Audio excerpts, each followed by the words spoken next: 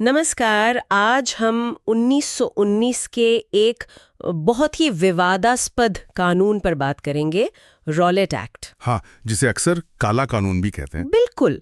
तो हमारे पास जो स्रोत हैं वो बताते हैं कि आखिर ये कानून क्या था, क्यों इतना हंगामा हुआ इस पर और भारतीय इतिहास पर इसका क्या असर पड़ा। चलिए इसको जरा समझते हैं। हाँ, और देखिए इसकी पृष्ठभूमि समझना जरूरी है। ये एक्ट आया प्रथम विश्व युद्ध के ठीक बाद। अच्छा। ब्रिटिश सरकार जो थी वो युद्ध के टाइम लागू की गई इमरजेंसी पावर्स मतलब डिफेंस ऑफ इंडिया एक्ट 1915 उसको शांति काल में भी जारी रखना चाहती थी। मतलब युद्ध खत्म होने के बाद भी? हाँ, अनिश्चित काल के लिए। और इसी के लिए सर सिडनी रॉलेट की अध्यक्षता में एक कमेटी बनी थी जिसने सिफारिशें दी। ओके, तो असल में इस एक्ट में था क्या? इसका जो ऑफिशियल नाम था the anarchical and revolutionary crimes act 1919। इसमें क्या खास बातें थीं? खासकर बंगाल और पंजाब में तो उनसे निपटने के लिए ये चाहिए। लेकिन असल में इसने सरकार को बहुत सख्त अधिकार दे दिए।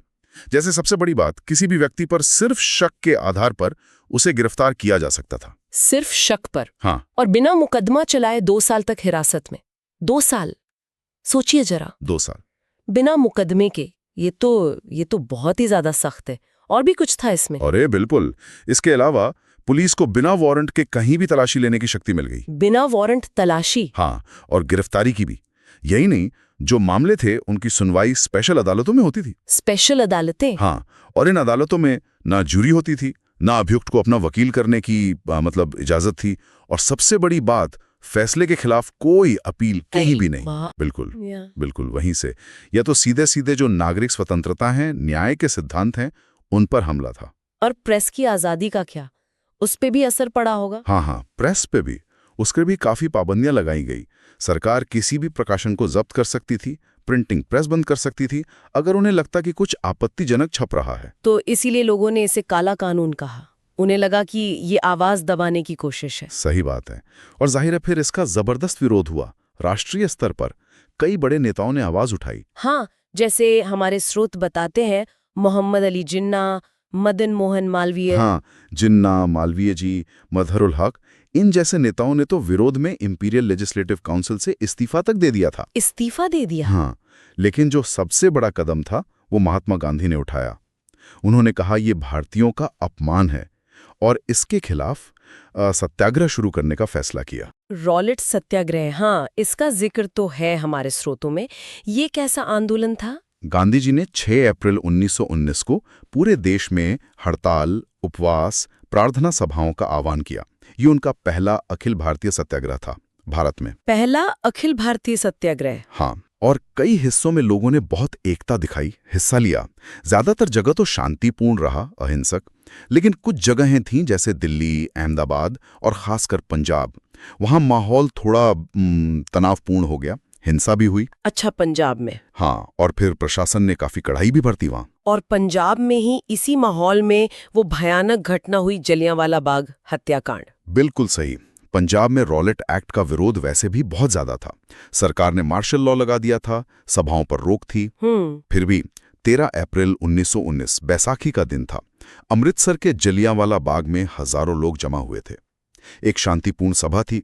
कई लोग तो आसपास के गांवों से आए थे, उन्हें शायद रोक का पता भी नहीं था। और तभी जनरल डायर ने? हाँ, उसी सभा में ब्रिगेडियर जनरल रेजिनाल्ड डायर ने बिना किसी चेतावनी के निकलने का जो एक ही रास्ता था उसे बंद करके सैनिकों को गोली चलाने का हुक्म दे दिया, निहत्थे लोगों पर। हे भगवान! और गोलियां तब तक चलीं जब तक खत्म नहीं हो गई। सरकारी आंकड़े तो कहते हैं 379 लोग मारे गए, लेकिन जो गैर सरकारी अनुमान है वो 1000 से 1500 तक बताते हैं, और घायल तो और भी ज्यादा। इतनी बड़ी संख्या? इस हत्याकांड ने तो पूरे देश को हिला दिया होगा। पूरी तरह से झकझोर दिया। इसका असर बहुत गहरा हुआ। इसने ब्रिटिश राज का जो क्रूर चेहरा था वो सबके सामने ला दिया। राष्ट्रवाद और मजबूत हुआ। हाँ, रविंद्रनाथ टैगोर ने अपनी नाइटहुड उपाधि लौटा दी थी इसके विरोध में। हाँ बिल्कुल, और गांधी जी पर भी इसका बहुत असर पड़ा। उनका ब्रिटिश न्याय व्यवस्था से भरोसा उठ गया, और इसी पृष्ठभूमि में आप कह सकते हैं आगे चलकर असहयोग आंदोलन की नींव पड़ी।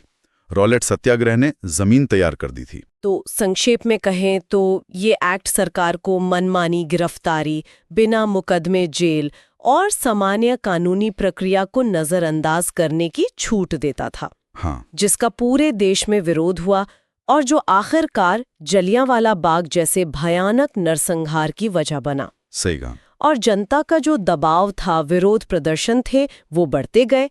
आखिरकार मार्च 1922 में ब्रिटिश सरकार को ये कानून वापस लेना पड़ा। हाँ, तो रॉलेट एक्ट और उसके खिलाफ जो आंदोलन हुआ, उसने ये दिखाया कि संगठित अहिंसक प्रतिरोध कितना ताकतवर हो सकता है और नागरिक स्वतंत्रता का क्या महत्व है। यह पूरी बातचीत हमें सोचने पर मजबूर करती है कि कैसे नागरिक स्वतंत्रता और राज्य की सुरक्षा की चिंताएं, इनके बीच एक तनाव हमेशा बना रहता है। बिल्कुल। और यहाँ एक सवाल उठता है जो शायद हमेशा प्रासंगिक रहेगा। इतिहास में ऐसे मोड़ क्यों आते हैं जब राज्य सुरक्षा का हवाला देकर व्यक्तिगत आजादी को कम करने की कोशिश करता है? खुद किन रूपों में सामने आता है और उसकी क्या सीमाएं होती हैं? ये एक ऐसा प्रश्न है जिस पर आज भी सोचने की जरूरत है।